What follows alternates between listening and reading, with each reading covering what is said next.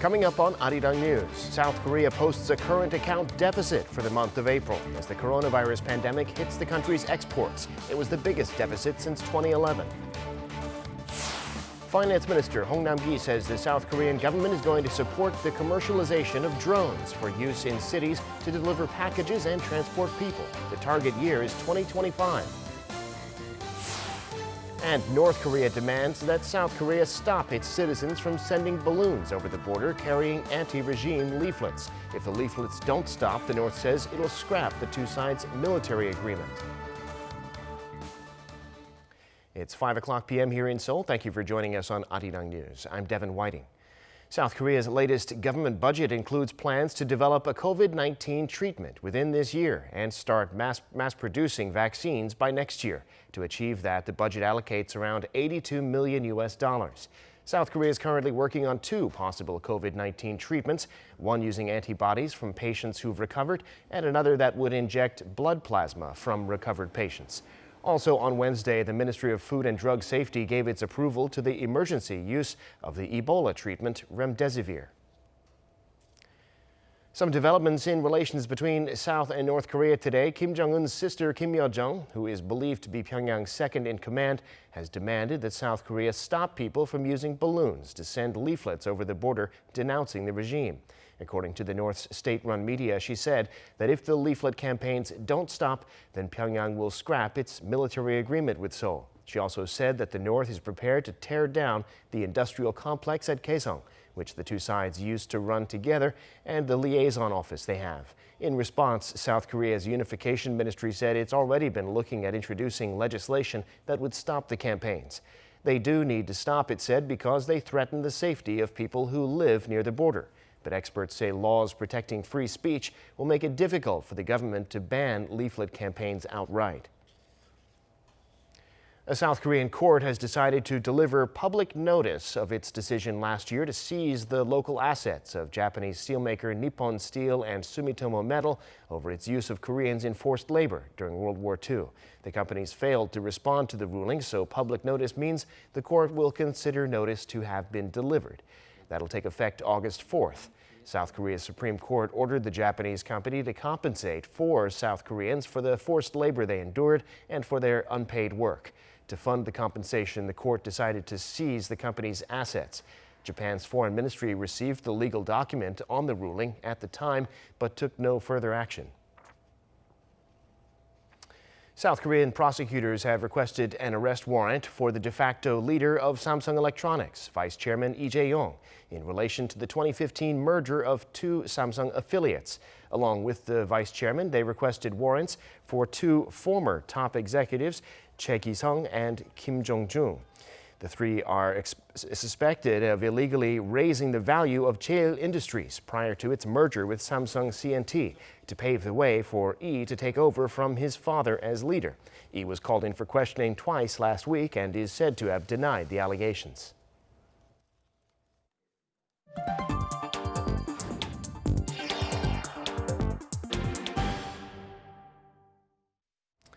South Korea's current account recorded a deficit for the month of April, turning negative for the first time in 12 months as the pandemic hit the country's exports. According to the Bank of Korea, the deficit came to $3.1 billion, the biggest deficit since 2011. It attributed the drop mainly to the slump in exports, which plunged 24.3% compared to a year earlier. The biggest decline was in petroleum products and automobiles, bringing the surplus in the goods account to an 8-year low. In just a few years, the skies of Korean cities could have drones delivering packages to people and even carrying passengers. The government's putting the legal infrastructure in place so that drones can be commercialized in urban areas by 2025. Yoon Jung-min has more. South Korea is aiming to commercialize the use of drones as part of the urban transportation system within the next 5 years. In a meeting with related ministries on Thursday, Finance Minister Hong Nam-gi unveiled plans to commercialize drones in urban areas by 2025. Hong said the move will be led by the private sector and backed by the government, and that early commercialization would help South Korea gain a competitive edge on the global stage. Amid growing competition with global contenders like Uber, we'll be able to lead the early market if we succeed in early commercialization. The government expects the global urban mobility service industry to be worth almost 600 billion US dollars by 2040. The drones will be first developed for freight services, then later for carrying passengers. The Transport Ministry is currently testing key technologies used in urban air mobility services, while the government is reviewing related safety rules and laws. Meanwhile, the Finance Minister said the government will allow airlines and delivery services to deliver foreign currency directly to their customers. Securities and car companies will also be allowed to provide currency exchange and remittance services for customers, and the government will allow more fintech companies to get involved in foreign exchange services. Following clashes between the sharing economy and traditional business models, the Finance Ministry also plans to start moderating such conflicts when developing new industries. The ministry will first focus on the lodging sector. Yoon Jong-min, Arirang News. Time now for an in-depth look at the market news this afternoon, and for that I'm joined on the line by Dr. Kim Se-won, Professor of Economics at Ewha Women's University. Professor Kim, thank you for making time today. Good afternoon, Devin. Well, we now see Korea posted a current account deficit in April at the height of the pandemic, $3.1 billion, which is the biggest deficit since 2011. Tell us a bit more about that. In the global community, Korea has been recognized as like a forever current account surplus country for a decade. However, that positive current account is broken in April in nearly a decade. The country posted a current account deficit of $3.1 billion in the month, marking a turnaround from $5.9 billion surplus the month before. This current account deficit is mainly due to a sharp decrease in exports than that of the import decrease. And this is, as we know, caused by coronavirus pandemic. Indeed, especially petroleum products and automobiles, but many are expecting us to go back to a current account surplus for May. What do you say, Professor Kim? I believe so, basically. And according to Bank of Korea, early May's trade data shows $430 million trade surplus.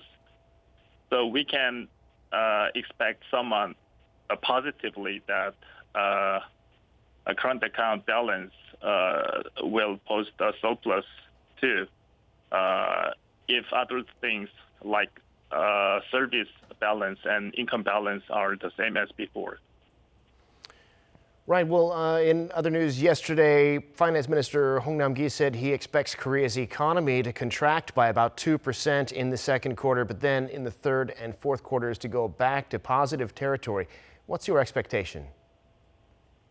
Basically, what Minister Hong said is V-shaped economic recovery. That would be a possible scenario if there is no second coronavirus pandemic and our major trading partners like China and U.S. Recover in the same pattern as we do. But most of economists agree that U-shaped economic recovery is more a realistic scenario. That means Korean economy begins to recover from early next year, 2021. And speaking of expectations for a recovery, the rally continues on Wall Street despite all the negative news like the pandemic and the riots in America. Investors looking forward to economies reopening. Take us through the global markets. U.S. stock climbed higher yesterday as hopes on more government stimulus shrug up social unrest across the United States. The representative U.S. stock market index, S&P 500, for example, increased by 1.4% in a day. And in yesterday's market, European markets all had 2 to 3% very high daily return due to the expectations on stronger stimulus from both of governments and European Central Bank. but European markets, which opened the session just minutes ago, is declining quickly right now. And Chinese market and Hong Kong's market had a negative return today due to escalating U.S.-China conflict over Hong Kong's controversial new security law. And surely the U.S. Suspending flights to China also playing a role there.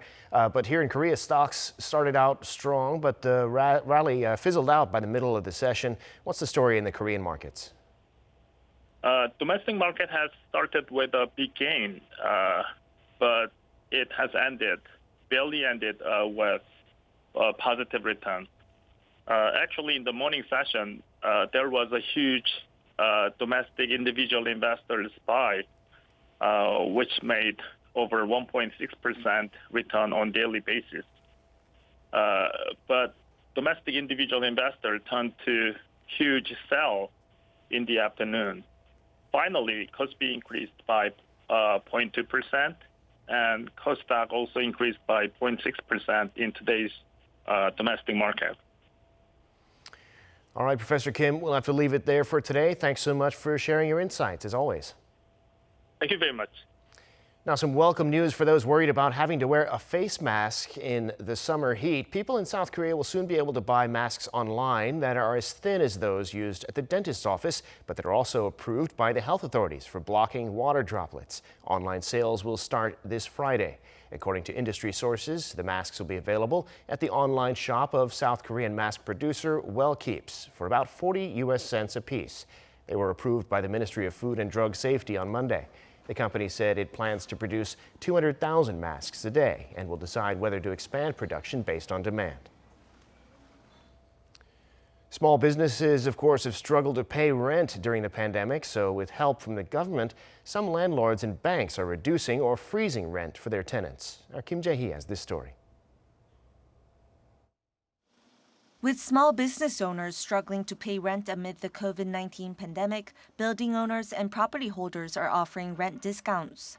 This so-called Nice Landlord movement started in February, with a group of landlords in Jeonju Hanok Village deciding to reduce their rents, but now has spread nationwide. The city of Gwangju, Gyeonggi-do Province has more than 1,000 stores participating in the Nice Landlord movement. I've decided to lower the rent by 10% for 3 months for all 5 small businesses in the building. I hope this can help the small businesses recover and overcome this COVID-19 crisis. To encourage more landlords to follow suit, the city of Gwangju says it will cut taxes for the Nice landlords. We're planning to provide a 50% reduction in national taxes or regional taxes for the landlords who participate in the movement, in the hope that this could help the movement spread. The Ministry of Interior and Safety says more than 100 regional governments across the nation are providing tax reductions to the Nice landlords. Banks have also joined in. The Industrial Bank of Korea, the first bank in the country to participate, has decided to keep the rent of the buildings they own at 70% for another 3 months starting June, on top of the 3 months they've already provided. We came up with these measures hoping we could help ease the problems small businesses have from declining sales caused by the COVID-19 outbreak, thinking we're all part of one family. Building owners, regional governments, and banks have all joined together as one to get through this difficult time. Kim Jae-hee, Arirang News.